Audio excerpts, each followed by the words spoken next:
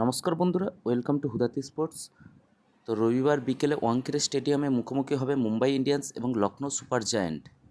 উভয় দলই 9টি খেলায় 5টি করে জয় নিয়ে পয়েন্ট টেবিলের মাঝখানে রয়েছে। এই 5টি জয়ের মধ্যে প্রতিটি দলের 5জন করে আলাদা আলাদা খেলোয়াড় ম্যাচের সেরার পুরস্কার জিতেছেন। এমআইয়ের জন্য অশ্বিনী কুমার, করণ শর্মা, উইল জ্যাক্স, রোহিত শর্মা এবং ট্রেন্ট বোল্ট। এলএসজির জন্য Shardul Thakur, Digvesh Rathi, Nicholas Pooran, Markram এবং আবেশ খান। এবার পার্থক্যগুলো নিয়ে কথা বলা যাক। এমআইয়ের শুরুটা ছিল ধীরগতিতে। প্রথম 5টি খেলার মধ্যে 4টিতে হেরে যাওয়া, কিন্তু তারপর থেকে টানা 4টি জয়ের পর তাদের জন্য পরিস্থিতি আরও ভালো হতে চলেছে। রোহিত পরপর 2টি 70 রান করে ফর্মে ফিরেছেন। বোল্ট ডেথ ওভারে প্রত্যাশা পূরণ করছেন এবং প্রথম 4টি ম্যাচ মিস করার পর জসপ্রীত বুমরা তার স্বাভাবিক কাজে ফিরে এসেছেন। অন্যদিকে এলএসজি তাদের শেষ 3টি ম্যাচে 2টি পরাজয়ের মুখোমুখি হয়েছে। তারা নড়বড়ে শুরু করার পর টানা 3টিতে জিতেছে, কিন্তু এই মুহূর্তে তাদের জন্য পরিস্থিতি ভালো দেখাচ্ছে না। ঋষভ পান্ত এবং ডেভিড মিলার এখনও জ্বলে উঠতে পারেননি, যার ফলে তাদের মিডল অর্ডার লিগের সবচেয়ে দুর্বলতম দলগুলির মধ্যে একটি হয়ে উঠেছে। মরশুমে ঝলমলে শুরুর পর পুরান তার শেষ 3টি ইনিংসে 8, 11 এবং 9 রান করেছেন। এলএসজির পক্ষে যা আছে তা হলো এমআইয়ের বিরুদ্ধে তাদের হেড টু হেড রেকর্ড, যেটা 6-1 আছে তাদের পক্ষে। এর মধ্যে রয়েছে এই মরশুমে শুরুতে তাদের জয়। এবার দেখে নেওয়া যাক দু দলের সম্ভাব্য প্রথম একাদশ কেমন হতে পারে। মুম্বাই তাদের জয়ের জন্য প্রথম একাদশে কোনো পরিবর্তন আনবে এমনটা আশা করা যায় না। মুম্বাইয়ের প্রথম একাদশের ক্ষেত্রে Ryan Rickelton, Rohit Sharma, Will Jacks, Suryakumar Yadav, Tilak Varma, Hardik Pandya, Naman Dhir, Mitchell Santner, Deepak Chahar, Trent Boult, Jasprit Bumrah এবং 12 নম্বর প্লেয়ার হিসাবে ইম্প্যাক্ট সাব হিসাবে ভিঘ্নেশ পুতর খেলতে পারেন। শেষ 2টি ম্যাচে এলএসজি ম্যাচের প্রথম ইনিংসেই ইম্প্যাক্ট প্লেয়ার হিসেবে আয়ুষ বদনেকে নিয়ে এসেছিল, যার অর্থ মায়াঙ্ক যাদব বেঞ্চে ছিলেন।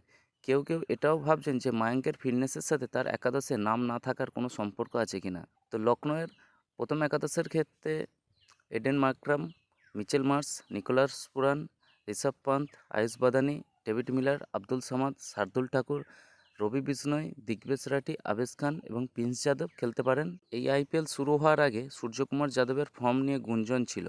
ফেব্রুয়ারিতে ইংল্যান্ডের বিপক্ষে তিনি 5টি টি-20তে মাত্র 28 রান করতে পেরেছিলেন। তারপর থেকে তিনি আইপিএলে 9টি ইনিংস খেলেছেন এবং 373 রান করেছেন। 2026 সালের টি-20 বিশ্বকাপের আগে এটিই শেষ আইপিএল। ঋষভ পান্ত এতে ব্যর্থ হচ্ছেন বলে মনে করা হচ্ছে।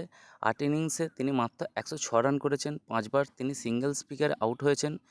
দলের পরামর্শদাতা জাহির খানের সাথে অ্যানিমেটেড কথোপকথনের পর দিল্লি ক্যাপিটালসের বিপক্ষে 7 নম্বরে তার আশাও ভালো ছবি তোলেনি।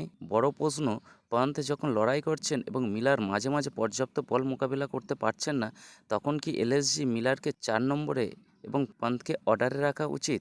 তো এবার দেখে নেওয়া যাক কিছু গুরুত্বপূর্ণ পরিসংখ্যান। বুমরা বনাম পান্ত এবং পুরান। আইপিএলে পান্তের বিপক্ষে বুমরা ভালো ম্যাচ রয়েছে। 46 বল 55 রান এবং 7বার আউট করেছেন। তিনি 18 বলে 2বার পুরানকে আউট করেছেন এবং মাত্র 13 রান দিয়েছেন। মিচেল স্যান্টনার টি-20 ক্রিকেটে পুরানকে 2বার আউট করেছেন এমন বিরল বাঁহাতি স্পিনারের মধ্যে একজন। তিনি 20 বলে 2বার আউট করেছেন এবং মাত্র 25 রান দিয়েছেন। এই টুর্নামেন্টে হার্দিক 37 বলে 3বার আবেশের বলে আউট হয়েছেন এবং মাত্র 32 রান করেছেন।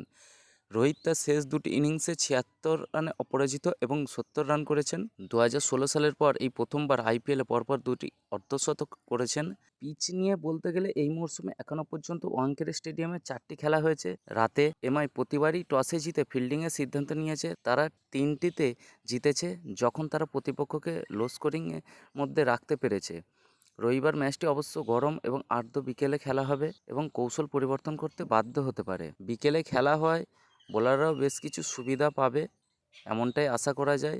এলএসজি লেগ স্পিনার রবি বিষ্ণয় ছোটো মাঠের পিচ থেকে কিছু আশা করছেন। তো ভিডিওটি এখান পর্যন্ত। যদি ভিডিওটি ভালো লেগে থাকে লাইক এবং শেয়ার করবেন এবং ক্রিকেট বিষয়ে আরও আপডেট পেতে চ্যানেলটি সাবস্ক্রাইব করবেন।